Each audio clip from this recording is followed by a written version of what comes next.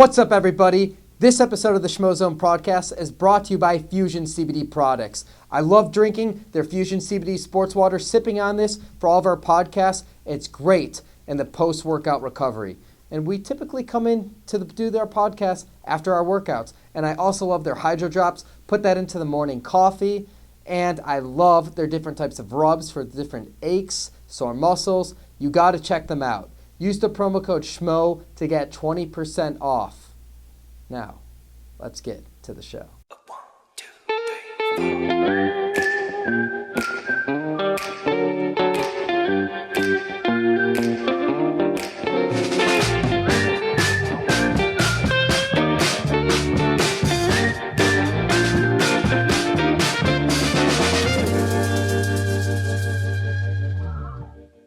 Hello, humans. Welcome back to the Schmozone podcast. This is episode number 63.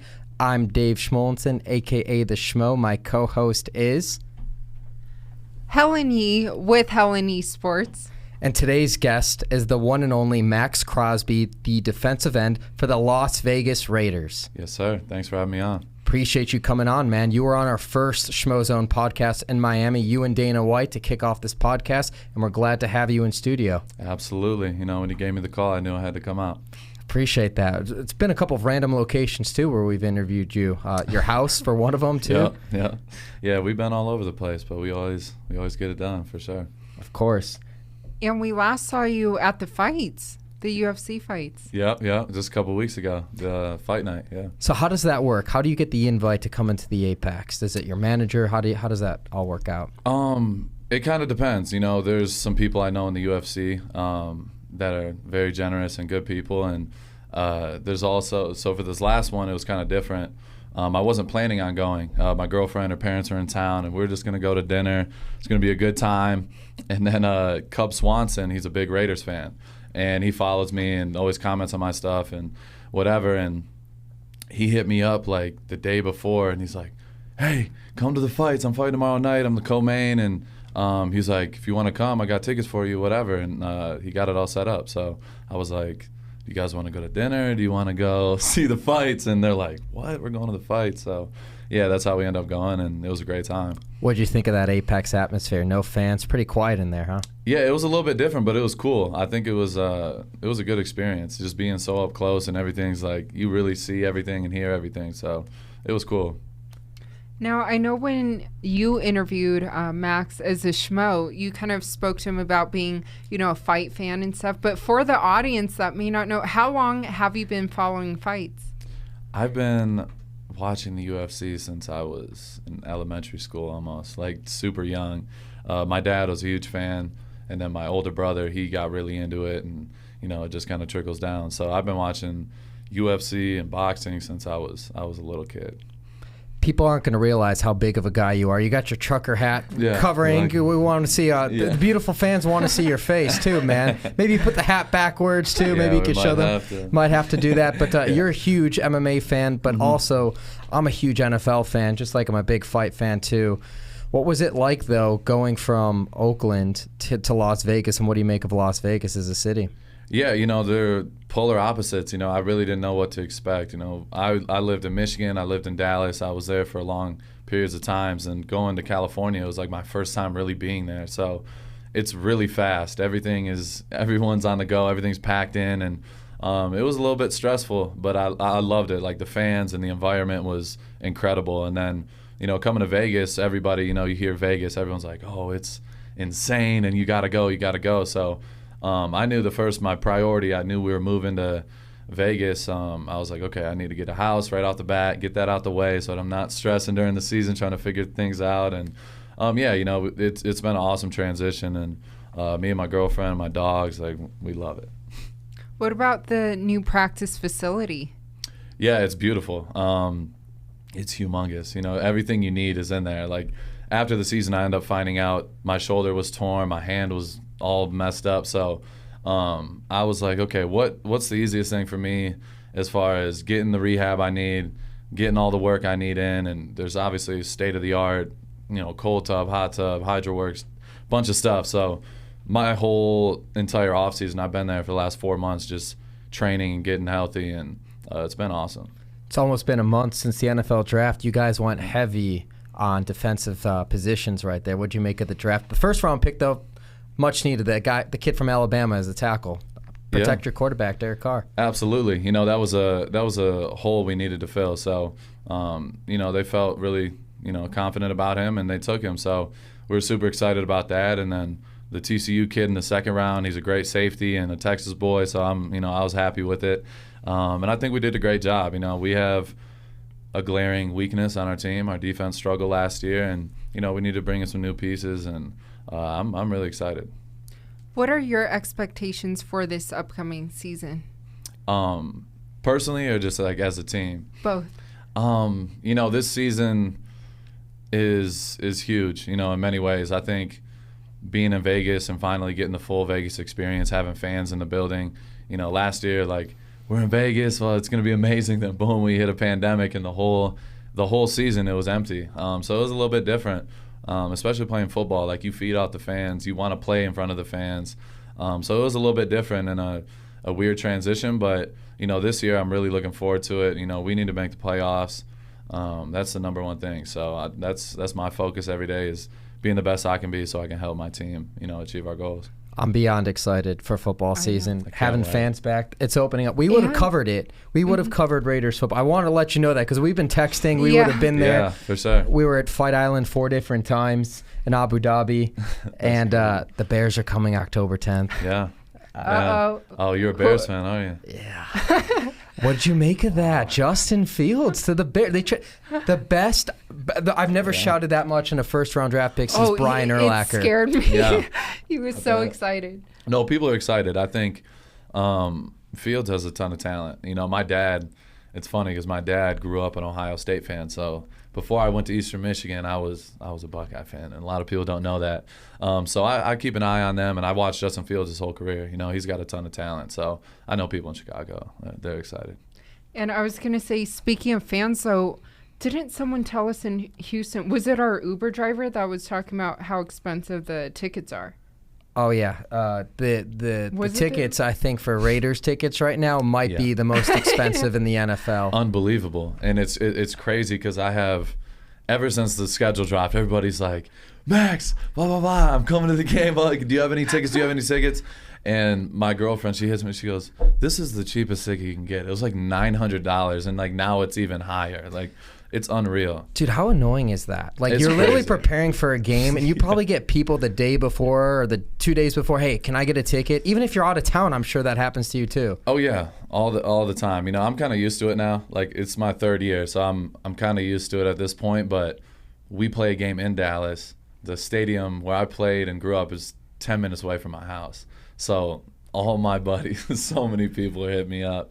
And it's been a little annoying at times, but it's a part of it. Like, I get it. People want to see me play and things like that, but in reality, I get 2 home tickets and I get none on the road. So, it's all out of pocket if I really, want somebody to be there. This offseason, Helen and I'm getting her to watch football a lot more.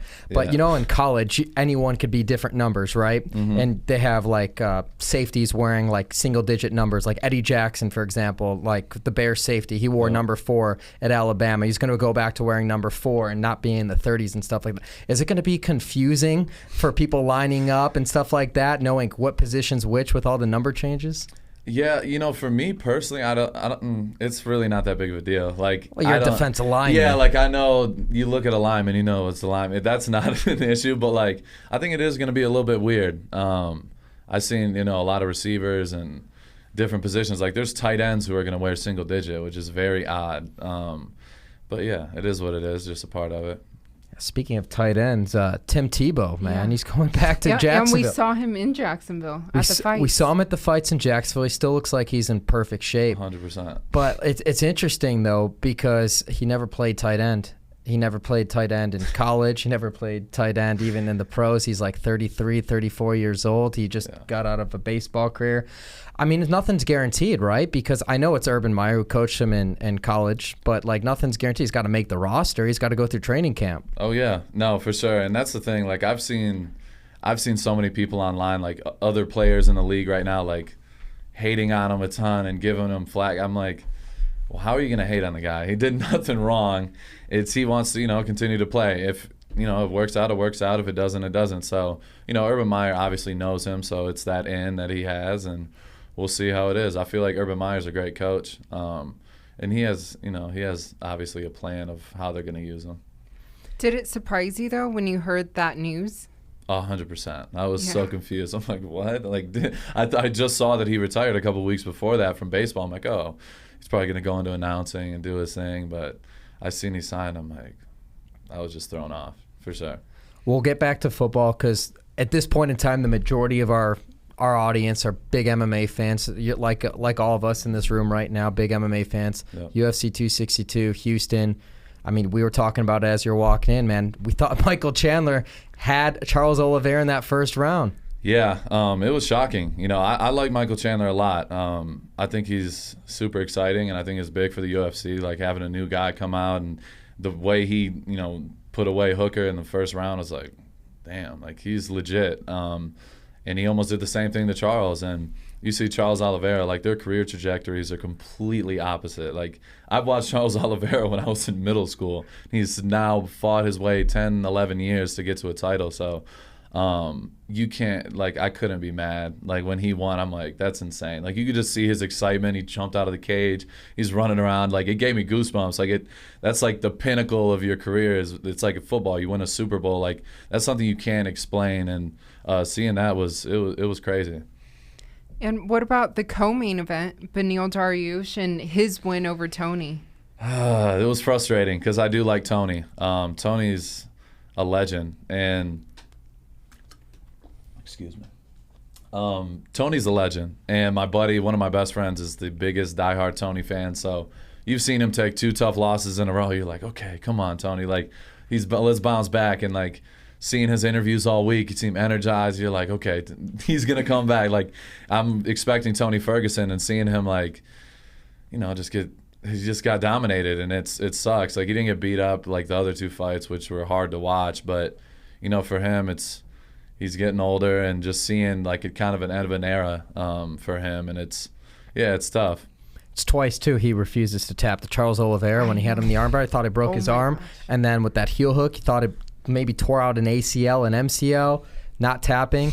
The guy is so tough. He's tough as nails. By far, when we're in Houston, we're right there. The loudest reception from the fans. Yeah. Oh, not even close. You could see it on TV. Everyone was going nuts, and you want to see a guy like that who's had such a great career. You want to see him reach that pinnacle, just like Charles Oliveira. So, like, this was kind of, it's his 3rd fight. You can't lose 3 in a row at that age. It's just, historically, it's not, the right way. Like, he's on his way out, and it sucks to see. It's tough. It's tough for sure. And then Beneil, his call out after. Oh, yeah, Elon Musk for the Tesla thing. The most random thing. Very you have random. the mic. Hey, Joe, I got to call your friend. You don't know who it is it? That's what I thought. Even Joe was like, who? Okay, he's going to call it some other fighter. But Elon Musk. So random. But, yeah, it was very odd. But he got him to respond, and I guess he's going to get his car back. That's what counts, right? Yeah, well, at least it worked. At least it worked. Can't knock him. If the Schmo interviewed John Gruden, how do you think Coach Gruden, Chucky would respond to that? I think you guys would be a dynamic duo, 100%. You guys have both great energy, I think. I'm being 100% honest. It would be hilarious to see that interview. I think that's the goal. That's the goal for this upcoming season. 100% it needs to happen. I got to do that. I got to think of how I'm going to do it. Yeah. Maybe throw a Gatorade bath over his shoulder to surprise him, and then come in there with the microphone. Come in hot, yeah. That might be the way to go. Well, on the note of the Schmo, what was your initial reaction when he did his Schmo stick to you? At first, Radio Row in Miami, so I'm going around doing a bunch of interviews, football. And at that time, I wasn't aware of who you were. And I'm like, one of my assistants I work with, she goes, just so you know, his interview is a little bit different than most. I'm like, what? And then I just sit down, and here we go. And, it threw me off. I was like, what's going on? And then we started talking, and obviously it went well. And we're here today, so it's funny how things work. Yeah, the Schmomentum's only going up from here. We're building that relationship. Absolutely. But it's crazy, too, because a lot of the MMA fans don't know my background with this character. It started interviewing football players. Like, I consider my first break interviewing T.O., the Hall of Famer, one of the greats to ever play the game, lace it up. And T.O. had such a good energy about him. And I'm like, when I knew the shtick would stick with T.O. and the Schmo, that the rest would be history. And it kind of built upon that. So I was really, really fortunate. I love football. I've literally been a religious Bears fan since I was in the 5th grade. And it's been hard to cheer for them. Don't watch. And I was really, really pissed because I actually ran into Mitch Trubisky at Sanford MMA. We interviewed Michael Chandler that day, about a month ago.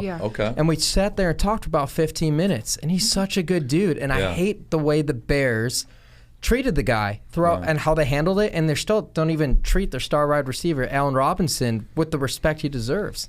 Yeah, it's a tough business. You see, like, there's a lot of guys that, like, you look at it from what I've noticed from going from college to the NFL. And in college, everybody's making the same stipend check. There's no politics behind anything. But as, there's organizations, you pay certain guys, and you want them to produce, and you got to, talk positively about them because you're like, okay, I invested in them. This looks, it looks good or bad on them. So yeah, it's a really tough business. And yeah, I've learned a lot definitely over the last couple of years. And what about on social media? Do any of the fans ever say, great things that surprise you or negative things that just annoy the crap out of you?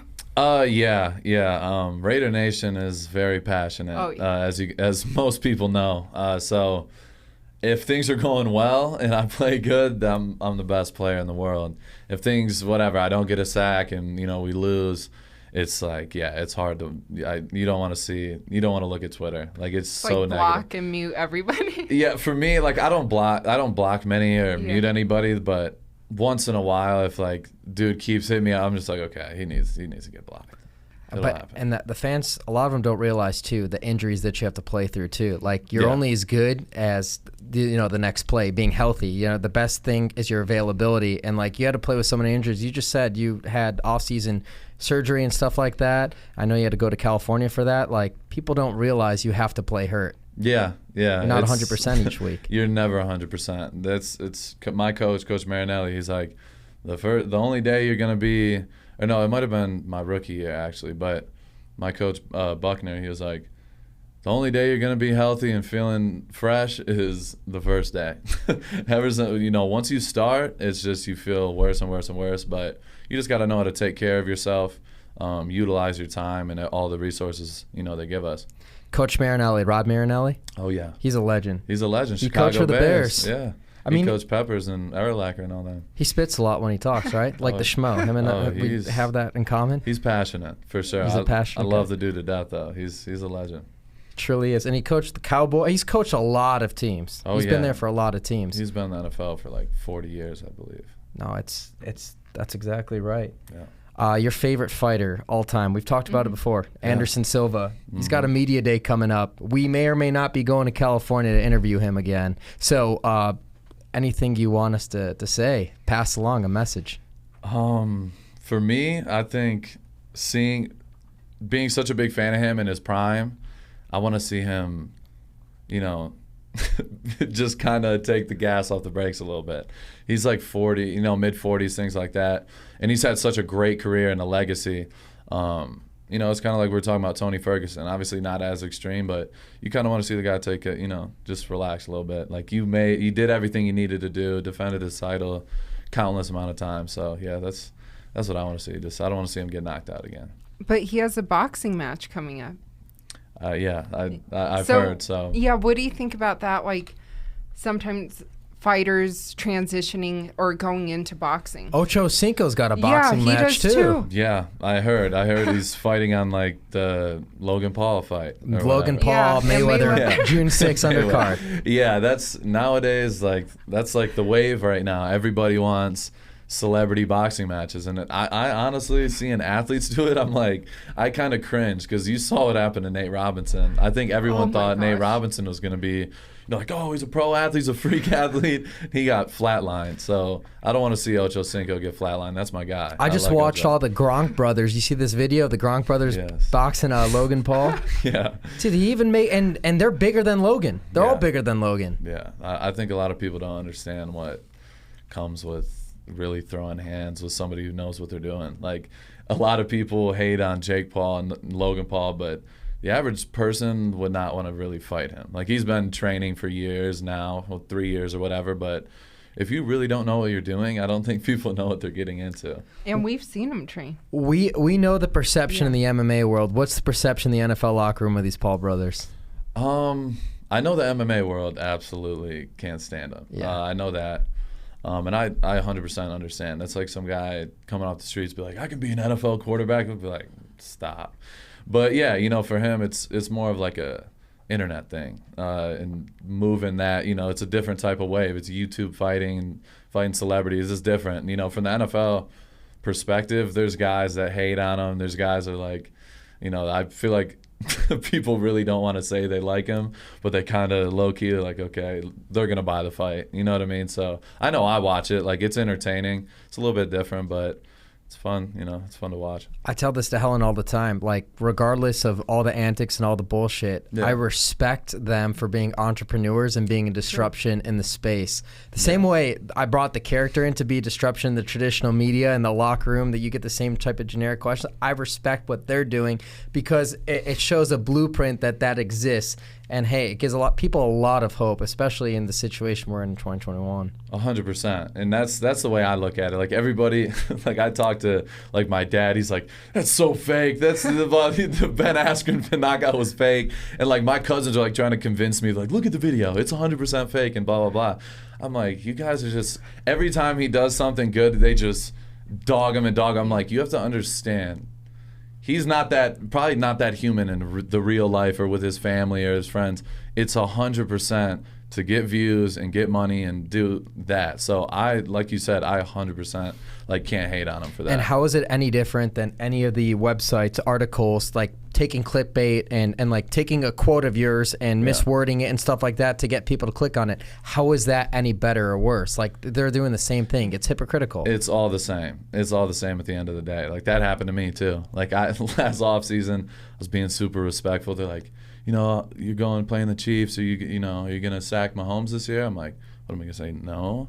So I said yeah, I'm gonna get him. Like, whatever.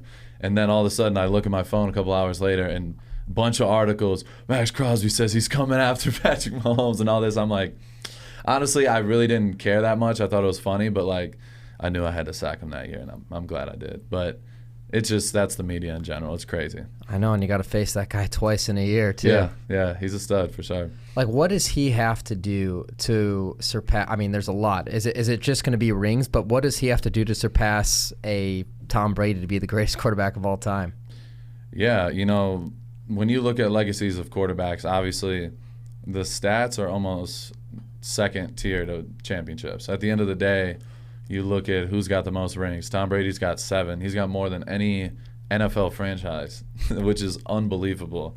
So there's no debating. It's like Michael Jordan. Who's better, him or LeBron? Well, Jordan's got 6. He was 6-0 in the finals. LeBron's got 4, but he's also lost 6 times in the finals. So when it really comes down to like legacy, I feel like having a championship or a Super Bowl, whatever sport you're in, is huge. And he's already got one of those. Yeah, he's got one. So he's got a long journey, but we'll see. How much longer do you think Tom Brady will be playing for?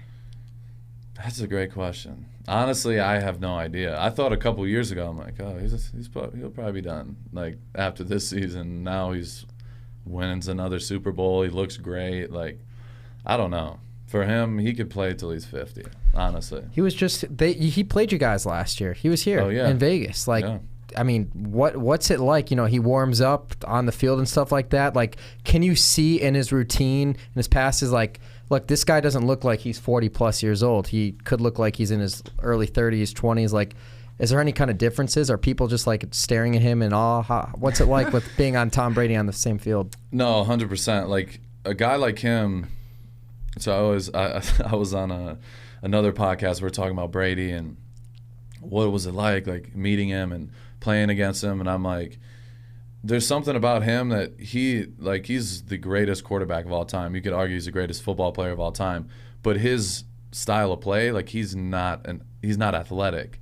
So it's like at the end of the day, his mind is what's got him to where he is. He's never been had the strongest arm. He's never been the most accurate quarterback ever. He knows the game in and out.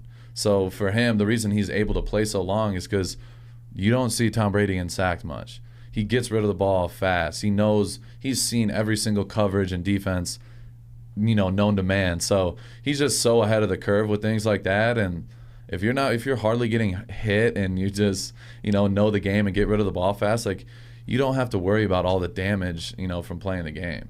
Has he ever really played with a poor offensive line? I remember he had the ACL injury. He tore up his knee. It was like 2007. Yeah. He got sacked and everything like that. I don't think the offensive line was as great as it was back then. But the Buccaneers, I think, had a great offensive line this past year. Yeah, they have a really good O-line. And, what helps, is the way he gets rid of the ball so fast. I think every single year he's always top 5 and getting rid of the ball in less than, it's like 2 seconds or something. So it's frustrating as a D-line. Like, it makes your O-line look better.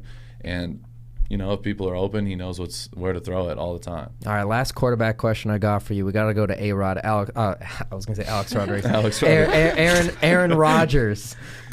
Dude, there's so much talks about him going to Denver right now. That would be in your division. You'd have to see him twice again, too. Like, you guys, can you imagine yourself in the same division with Aaron Rodgers and Patrick Mahomes 4 times total? At least. Yeah, it's kind of crazy, because when it all first happened, everyone was saying the Raiders and the Broncos and there's other, and I'm like, oh my God. Like, this last offseason was the same thing. They were like, where's Brady going to go? And they said the Raiders, and now everyone's hearing Broncos, but it's just like, I don't know. I don't really believe anything I read anymore. I just kind of, once it happens, I'm like, okay. Because you can't really assume anything. Nowadays, everything gets skewed, and you really don't know the truth to anything. So, yeah, we'll see. It's gonna be interesting. But he doesn't seem happy right now. What is true, or you can confirm what I think Coach Gruden loves Derek Carr. Yeah. I remember in Coach Gruden, when he would do the show on ESPN, the quarterback stuff, when he was still working for them before he was coaching again, he loved Derek Carr. I still think he does too. And statistically, the issues, there's a reason why you guys drafted more defensive players than offensive players in the NFL draft a month ago. 100%. Right? No, you're not wrong.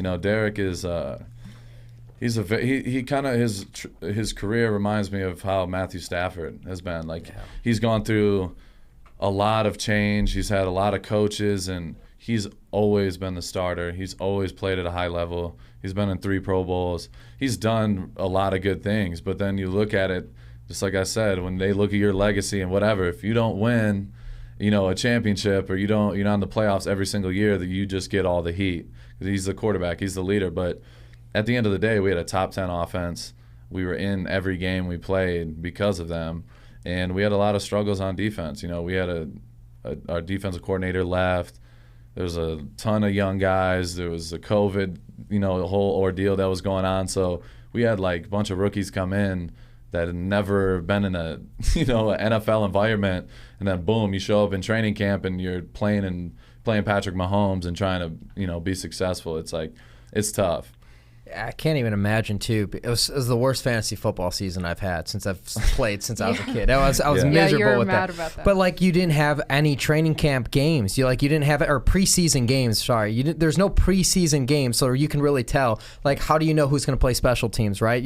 Who's really fighting for those positions. You guys had to cycle for so much stuff, and all the COVID situation. It's a crazy year of football. It really was, and I don't like to make excuses. It's the reality. It was a very different year, and we do have a lot of young moving pieces. So, it gives us a lot of things to look forward to, because I think, we have a lot of guys who have a ton of potential, and we have talent. We just need to put it together. And, obviously hiring Coach Bradley as our DC is huge. And I think it's, for us, it's just buying into what they're teaching us and just being the best players we can be. Gus Bradley, wasn't he the defensive coordinator when the Seahawks won the Super Bowl too? Yeah, he was a coach for LOB and Richard Sherman and Cam Chancellor, and he coached the Jags when they had the best defense in the league with Ramsey and all those guys. So yeah, he's legit. I think the last NFL athlete I interviewed was Cliff Averill on the Legion of Boom too. So that is a fun coincidence we just put there. Yeah, no, I met Cliff in Miami. The same day, the first day I met Cliff was when I did the day we did our interview there. That's kind of so crazy. Great, man. I love it. What's so great too about the situation that we're in and being in this city, I think this is the fastest growing sports city in the world. I love it. We may even have a baseball team here sooner than later. I believe it. That's really, really exciting. Yeah. We'll figure that out. But I think what's getting in the way of that is because they have the AAA team right over there in Summerlin. The Las Vegas ballpark? Yeah, the Las Vegas ball, the Aviators. And I think there's some weird... Shout out to my younger brother. He's like this little baseball guru guy. He told me there's like some sort of like ordinance where you can't have a AAA team an X amount of miles of a pro team, so someone's got to move. Some sort of weird rule, but this is the place to be, man. And I freaking love it. I love that we're here, and I think the MMA is also the fastest growing sport. And what I love is just how all these worlds can blend because there's such mutual respect. Exactly. And obviously the greatest MMA fighter of all time, arguably John Jones. His brother Chandler Jones and Arthur Jones, NFL stars. Yeah, no. At least Chris is an NFL star. Yeah, no, for sure. I 100% agree. Being in Vegas, everything is so close, and it makes you really appreciate like what you have. Because growing up, I just wanted to be at every UFC event, and I wanted to go to these things. And there's different stuff going on. Like now, it's a reality. Like if I want to go to the fights, I can go to the fights. Like, just be there. It's the coolest, experience. And I think, like you said, Vegas is growing so fast, and UFC is getting bigger. Everything is just getting, bigger and better. So, yeah, we're blessed. And they have Conor versus Dustin, that trilogy. Oh, yeah. July 10th. Yeah. Oh, I'll be there for sure. It's great because I don't think you guys really start the season till the end of July, too. So you still have a couple weeks 100% to make it work. Who do you think wins that? Early prediction. Early prediction, I'm going to say Conor. Okay. I'm going to say Conor. I love Conor, and it was hard to watch him get TKO'd. So now it's like when you see a guy who's been so invincible and be dominant, then he loses, it's like, oh, shit, now he can kind of – now you don't know what to expect. So being a big Conor fan, I'm definitely rooting for Conor. But we'll see. Dustin's tough. He's beaten the best of the best, so – I think Conor's got to switch it up. He looked like he was trying to be a boxer and just taking kicks to the leg. Like, I think he's going to make the proper adjustments, and we'll see what happens. Whenever that fight's going to be fighting Charles Oliveira. Yeah. Yeah. Too much money involved. Yeah. It's going to happen. What do you think about Gaethje? What's going to happen with him? Well, with Gaethje, the thing that makes it tough is it's hard to book a guy who's coming off of a loss, even though he deserves it, for a title fight. So Michael Chandler, RDA. Everyone's counting out. We were talking about this Rafael Dos Anjos. He's a legend. He's a legend. He's been winning. He is. But I feel like the past couple of years, he's kind of like what is the word? The gatekeeper. The gatekeeper. He's been kind of the gatekeeper. He's like high level, but you beat him, okay, boom. Now you're in the real conversation. And I think Gaethje and Chandler, that would be a crazy fight. And don't even rule out Beneil Dariush fighting He's ranked Gaethje. number 3 now. He's 3 now, yeah. Yeah, he's a stud. He can knock you out. He can grapple. He does a lot of good things. So it's gonna be interesting. And I know Team AKA Javier Mendez, they like to bring up Islam Makhachev. That could be the future He's of the lightweight division. Yeah. He's a monster. I think. What's the other guy's name? Who's also a crazy wrestler? That I forget. Same division. Same division. Beard, who came in, dominated one he fought back-to-back weekends. Oh, Khamzat Chimaev. Him. Little heavier, but yes, yeah. Oh, he's a beast. What weight class? Well, he'll fight at 170 or 185. Oh, okay. So he's a little bit bigger. I was off on that, but he's another guy. I'm like, the guys who can grapple and wrestle like that, it's like, doesn't matter how good you can strike. It's if they get a hold of you, it's like Khabib, you're done. I pitch Khamzat fighting Nick Diaz at Jacksonville, and then some people like it, some people hate it. I understand either way, but yeah, that's tough. It's tough for sure. It's tough. Not your first fight back. Yeah. He needs a little layup. Robbie Lawler. Yeah. Well, not a layup, but just It's an OG. not a layup, but they're both coming off losses type situation. 100%. Yeah. And then you spoke to DC, and didn't he tell you about like the wrestling background Yeah. for a lot of fighters? A lot of fighters wrestling. How important it is. Yeah. Oh yeah, no, it's huge. You seen him with Kevin Holland. He was dominating. We spoke Then to him, yeah, like, and you see now guys are like, oh, we can take him down, and then I think it's 3 fights in a row. Every single guy's done the same thing. Just take him down and hold him, and it's like, dang. He's going up to San Jose at the end of the month and training with DC. And I love it. probably Habib will be there. I mean, he'll learn. Yeah, he's gonna get right. No, and he's got a ton of potential. I like watching him fight. For sure. Well, Maxx Crosby, man, any final thoughts in the Schmozone in our new studio over here? I love it. I love the studio. Inspired by the Raiders colors. Inspired by the we got Raiders. The black in here. We Yeah. need a little bit more silver, but no, it's a great setup. I appreciate you having me on. Shout out to Dane Gillen. He handcrafted with great woodwork the Great Schmozone logo right there. Got the lights, everything. Yeah, we put that in there. But yeah, this is our little Death Star, I love it. Schmozone podcast. Yes, sir. Absolutely. Episode 63, Maxx Crosby. Awesome. We're out.